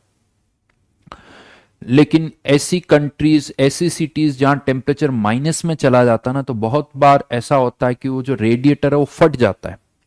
वो रेडिएटर क्यों फट जाता है? क्योंकि उसके अंदर जो पानी होता है वो आइस में कन्वर्ट हो जाता है, और जब वो आइस में कन्वर्ट होता है तो आइस एक्सपेंड होती, पानी जब आइस में कन्वर्ट होता है तो वो एक्सपेंड होता है, तो उसके कारण वो रेडिएटर फट जाता है।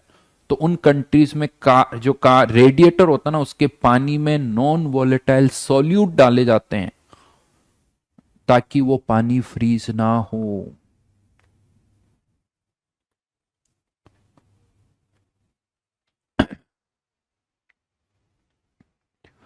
तो बहुत जगह ऐसा है कि इंटेंशनली हम बॉइलिंग पॉइंट को कम करते हैं, फ्रीजिंग पॉइंट को, सॉरी, बॉइलिंग पॉइंट को बढ़ाते हैं, फ्रीजिंग पॉइंट को कम करते हैं। इनफैक्ट प्रेशर कुकर का मेन पर्पज ही क्या है? वो पानी का बॉइलिंग पॉइंट बढ़ा देता है। खैर वो प्रेशर के कारण बढ़ाता है, सॉल्यूट के कारण नहीं बढ़ाता, वहां प्रेशर के कारण बढ़ाते हैं, बट प्रेशर बढ़ाने से भी आपको पता बॉइलिंग पॉइंट बढ़ता है।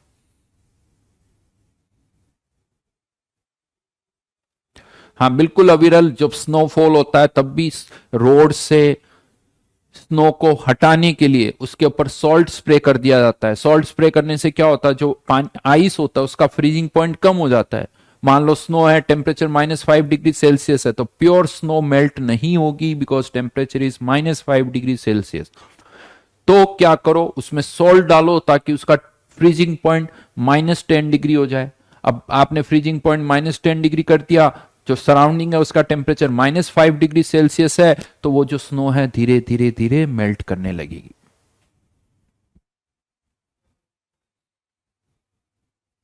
कुछ समझ में आ रही मेरी बातें?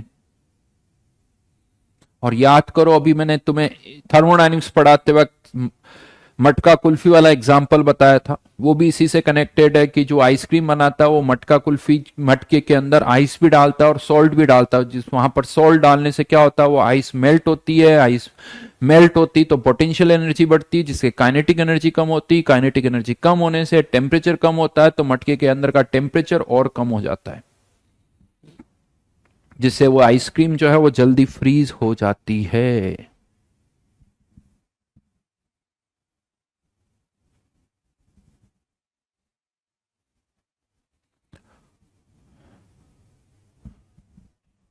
सार्थक पता नहीं क्या लिख रहा है ये। तुम लिखते हो, जो पढ़ते भी हो, या तुम्हें भी समझ में आता है क्या लिख रहा हूं? बात बार बार क्या लिखा हुआ है? MAQI।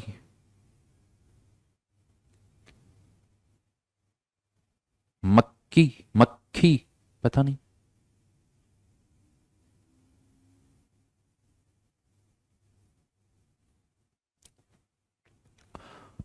राइट, तो ये था elevation in boiling point, depression in freezing point. ये क्वेश्चन याद रखना, कितनी आइस बन रही है,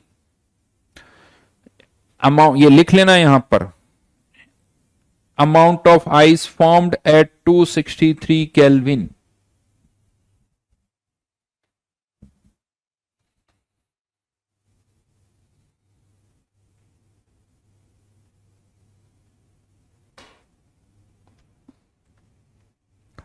ठीक है, देन लास्ट कॉलिगेटिव प्रॉपर्टी पर आते हैं। Fourth colligative property which is osmosis and osmotic pressure.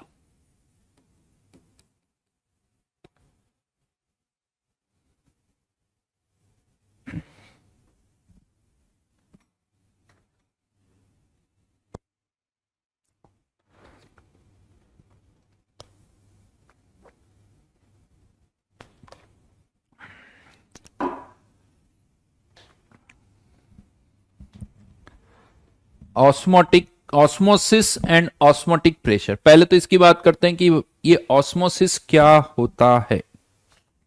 आज कौन सा लेक्चर है हमारा? फिफ्थ, लिक्विड सॉल्यूशन का।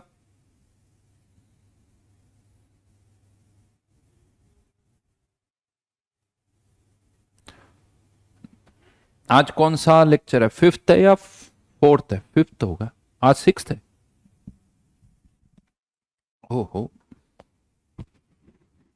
नहीं अभी नहीं होगा। अभी आप मान के चलो एक लेक्चर तो और डेफिनेटली लगेगा ही लगेगा।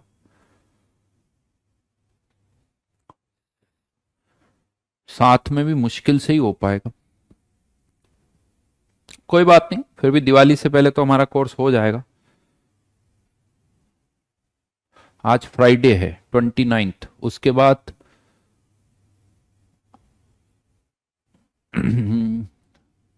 30th को एक लेक्चर मिलेगा, है ना? तो 30th, उसके बाद ठीक है, दिवाली से पहले कर देंगे, डोंट वरी। सरफेस में ज्यादा नहीं, 4 लेक्चर चाहिए। आज को छोड़ के 2, तो 6 लेक्चर और चाहिए।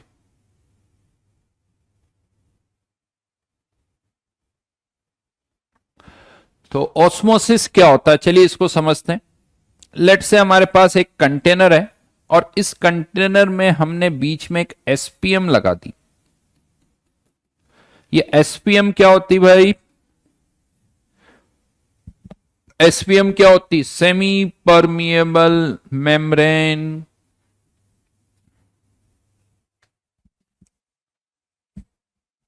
राइट? ह्यूमन स्किन भी जो होती ना हमारी, वो एक सेमी परमिएबल मेम्ब्रेन है, जिसमें से कुछ सब्सटेंस पास हो सकते हैं, कुछ सब्सटेंस पास नहीं होते हैं। उन्हें कहा जाता है सेमी परमिएबल मेम्ब्रेन। इवन जो पेपर हम यूज करते हैं रजिस्टर के, ये भी एक तरह के सेमी परमिएबल मेम्ब्रेन है। इसमें से कुछ पास हो सकता है, कुछ नहीं हो सकता। घरों में जो छलनी यूज करते हैं, वो भी एक तरह की सेमी परमिएबल मेम्ब्रेन है। कुछ पास होता है, कुछ नहीं होता है। राइट? तो लेट से ये एक सेमी परमिएबल मेम्ब्रेन है और हमने क्या किया, इस सेमी परमिएबल मेम्ब्रेन के एक तरफ तो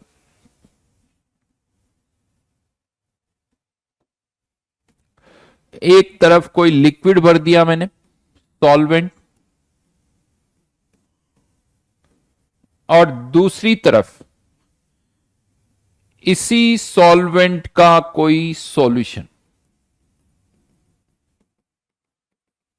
सॉल्यूशन जिसके अंदर नॉन वोलेटाइल सॉल्यूट है, solution containing non volatile solute.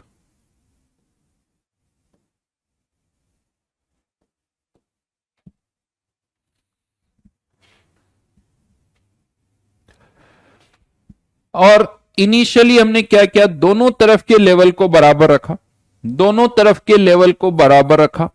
और अब यहां पर जो भी चेंजेस हो रहे थे उनको हमने ऑब्जर्व किया। तो हम क्या देखते हैं कि ये जो सॉल्यूशन साइड का जो लेवल है ना, ये ऊपर उठता है और ये वाला लेवल नीचे जाता है। यानी ये लेवल अपने आप नीचे आ रहा है, ये लेवल अपने आप ऊपर जा रहा है। ये हमारा ऑब्जर्वेशन है। इसका मतलब क्या हुआ? इसका मतलब यह हुआ कि सॉल्वेंट मॉलिक्यूल सॉल्वेंट साइड से किस तरफ मूव कर रहे हैं? सॉल्यूशन की तरफ मूव कर रहे हैं अपने आप। हम कुछ नहीं कर रहे हैं, अपने आप ये प्रोसेस हो रहा है। सॉल्वेंट मॉलिक्यूल यहां से यहां शिफ्ट हो रहे हैं, जिसके कारण इधर का लेवल कम हो रहा है, इधर का लेवल बढ़ रहा है। इसी को क्या बोला जाता है? ऑस्मोसिस। इसी को कहा जाता है ऑस्मोसिस। तो अगर मैं कहूं ऑस्मोसिस की डेफिनेशन क्या होती है, तो spontaneous flow of solvent molecules from solvent side to solution side, or from a solution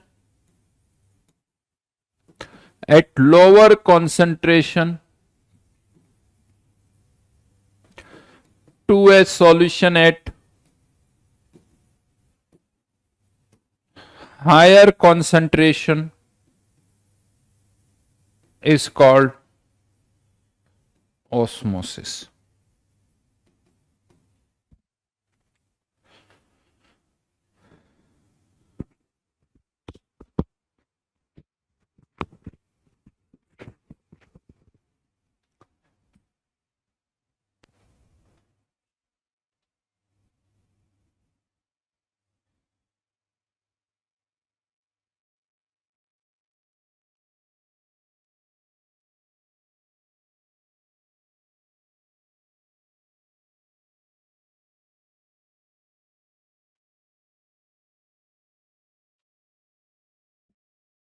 सो- सोनू कह रहा है कि ऑस्मोसिस नथिंग बट साफ पानी गंदा हो रहा है। बात में तो दम है तुम्हारी, ये साफ पानी है जो कि यहाँ सॉल्यूशन में शिफ्ट हो रहा है, तो इसे कहा जाता है ऑस्मोसिस। लेकिन ऑस्मोसिस तो एक प्रोसेस हो गया, ऑस्मोसिस तो एक प्रोसेस हो गया। ऑस्मोटिक प्रेशर क्या होता है उसकी बात करते हैं, क्योंकि जो कॉलिगेटिव प्रॉपर्टी है वो है ऑस्मोटिक प्रेशर। तो ऑस्मोटिक प्रेशर क्या, अब मान लो मैंने यहां पर क्या किया, एक छोटा सा पिस्टन लगा दिया और उस पिस्टन पर पी प्रेशर लगा दिया। इतना प्रेशर हमने इस पर लगाया, इतना प्रेशर लगाया कि अब ये लेवल मूव ही नहीं कर रहा है।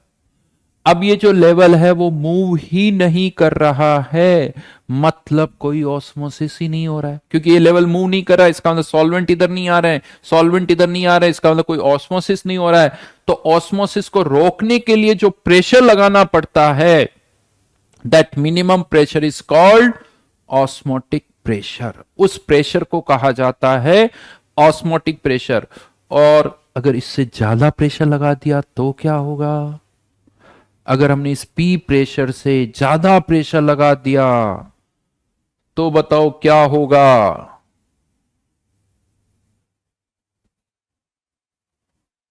बताइए।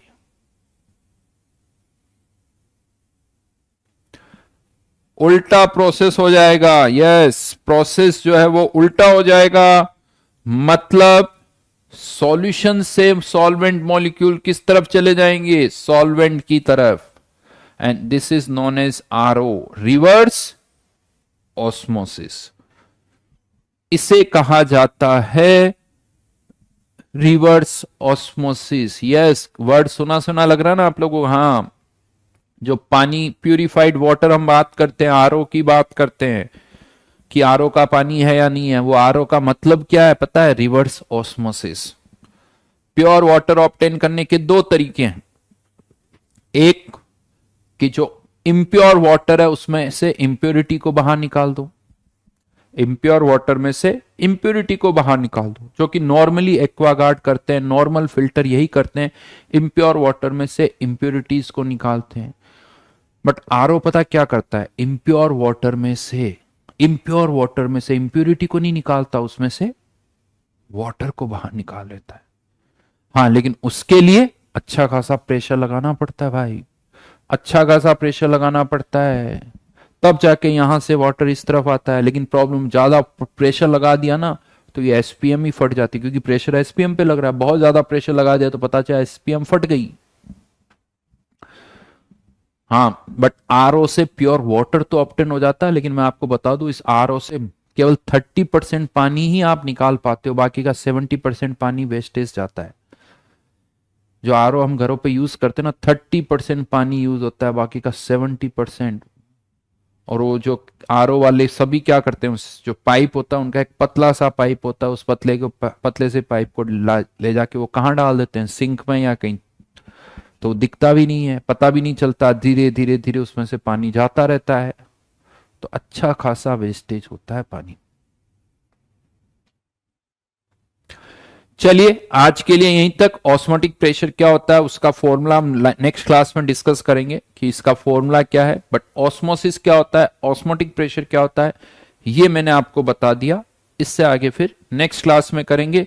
आज जो होमवर्क मैं आपको दे रहा हूं, जेई एडवांस की एक्सरसाइज से दे रहा हूं। बहुत आसान आसान क्वेश्चन है, और मैं चाहता हूं कि ये सारे क्वेश्चन आप लोगों से हो, ढंग से करना।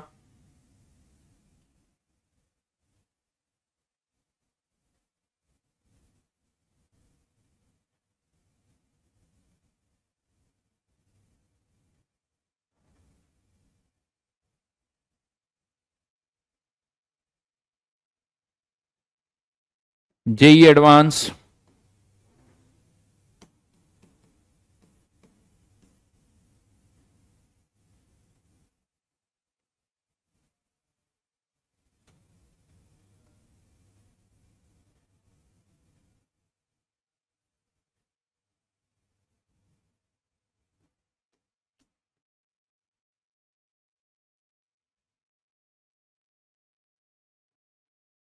रिवर्स ऑर्डर में जा रही गाड़ी, ध्यान रखना।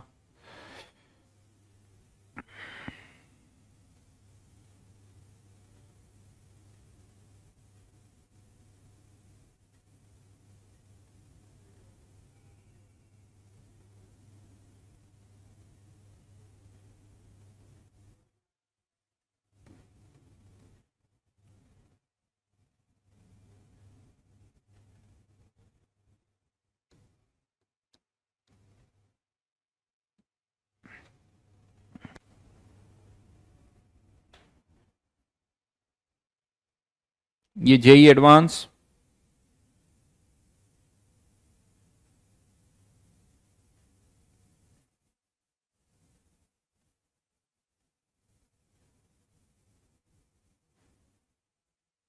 ओ वन में 30 से लेके 34, S1,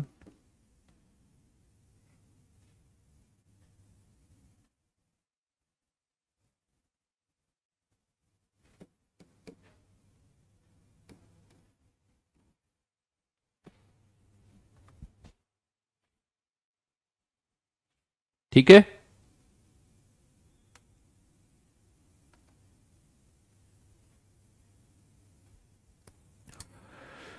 चलिए बाय बाय।